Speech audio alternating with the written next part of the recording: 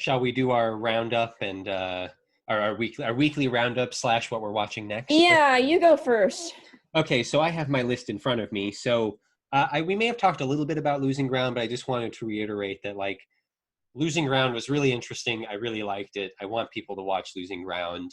It's a story about an artist and an intellectual, and they're both Black, and so that plays into it and is important to it, but it's also kind of just about an artist and an intellectual and kind of what that is for people for a relationship, and how it even becomes a point when she's doing things that involve the more ecstatic or maybe ecstatic experience, or like the slightly more abstract concepts, and how she's an intellectual. So it's not that she isn't a part of that, but how it doesn't necessarily enter her emotions as much. So I wanted to say that about Losing Ground.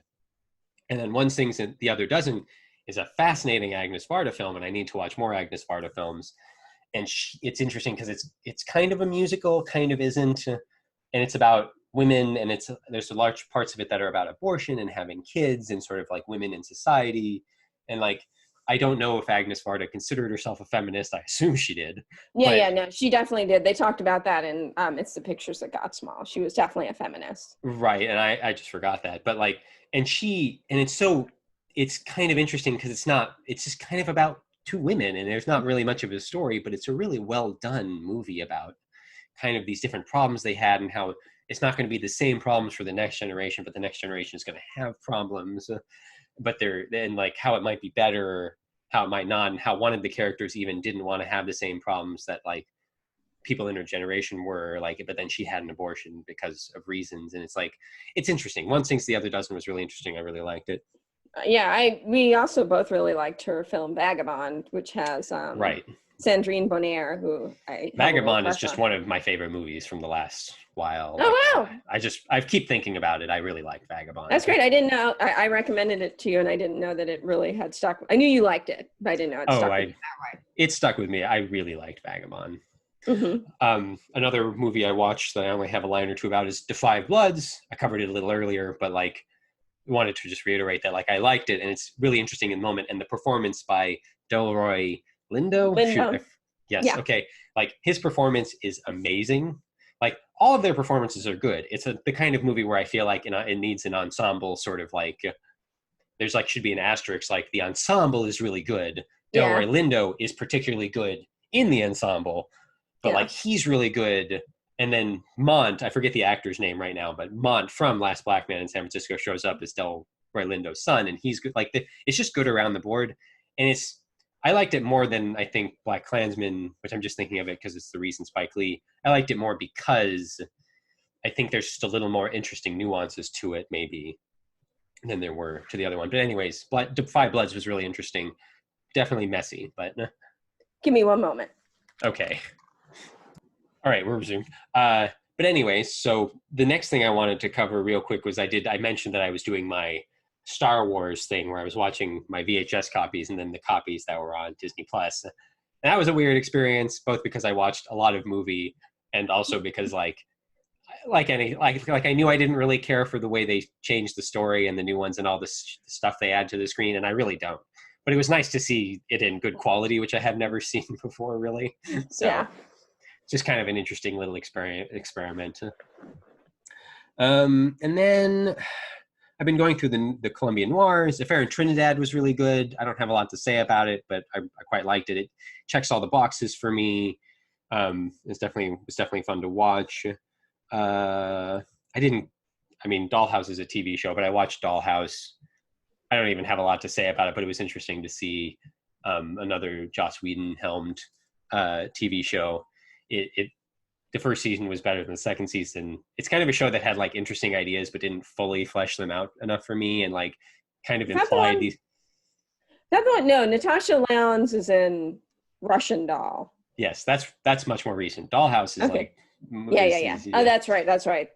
Yeah. Anyways, so that was interesting. It sort of hints at these weirder problems, but then doesn't always deal with them. I don't know. Dollhouse was interesting. And then what else did I want to cover that from this? With Tight Spot was another one, and 5 Against the House. So Affair in Trinidad, Tight Spot, 5 Against the House. Interesting noirs. 5 Against the House was a heist movie it had some fun moments in it. It's kind of well made, even though it kind of doesn't work. Tight Spot is the same way, where it's well made, and Five Against the House kid Kim Novak in it, and she's great. But then Tight Spot is kind of interesting, a little better than Five Against the House, and is the same director, and it's doesn't really do a lot because it kind of takes place in one location, but it has an older Ginger Rogers in it, which I appreciated, and she's actually older than her love interest in the movie. But like, she's interesting in that, and she's just not playing sort of the role that I recognize her in. So that was interesting. So those are some of the stuff I've watched. One moment. And we're recording again. Okay, so I celebrated Pride Month. I rewatched some things. I watched some things. Some of these I've already talked about. Just Friends, not the older one with Ryan Reynolds in a fat suit, which I can't imagine ever watching. But the newer one from 2018 from the Netherlands was a fun gay rom-com. I rewatched Shelter, which is from 2007, and it's a gay romance. And part of what I love about it is that it loves San Pedro, which is not a part of LA that gets a lot of love in films. They tend to shoot the port and pretend like it's further north than it is for some reason. I don't know. But San Pedro is a really interesting area, and if you want to see, as De Niro called it, the St. Vincent Thomas Bridge, shot lovingly over and over again, you can watch Shelter, which is also it's a sweet, low-budget romance that, funny enough, my guy was saying, like, it comes up. Like, there's just only so many of them to, same-sex romance movies. Yeah. I really liked But I'm a Cheerleader. That was a really fun satire on gender norms. Has RuPaul playing an ex-gay. It's a lot of fun. Right. Finally watched God's Own Country all the way through and confirmed for myself that while I understand why a lot of people who are interested in LGBT cinema like it, it is still not for me. It's fine. It's good. I know a lot of people don't like it because they think Johnny's a mess, but I don't like it because I think Gorgie's too perfect. That's how it goes for that one. But you should watch it if you're at all interested in LGBT cinema. It's very well made. It has other things going for it that make it definitely worth a view. What else? Oh, Silent Youth I enjoyed. The Way He Looks I enjoyed. I really watched a lot. I also watched The Outside Man, which I kind of want you to watch. It has some amazing Los Angeles in the 70s stuff. Mm-hmm. And then a plot that you could really take or leave. It has Roy Scheider in it. It has Anne Margaret. Is that her name? I think so. She doesn't have a last name. She's just like Anne Margaret. I feel like I'm just rambling about movies I've seen. So should we cover what we're going to watch and call it a day? There was one other one. Oh, I watched Dinner Rush, which I was thinking about because it has Danny Aiello in it, who's also in Do the Right Thing. Right. And our father was like, it's light, you should watch it. And it opens with mob stuff. And I'm like, oh, I don't like mob stuff. But it's right now you can only find it on YouTube. I don't feel bad saying that because you literally cannot pay to watch it anywhere at the moment. But it is a very 90s thing, which is a restaurant movie. I don't feel like they make restaurant movies the way they used to. They made them a lot in The Big Night was the 90s. So it's an interesting one. It's interesting. And it is lighter once you get past the mob stuff.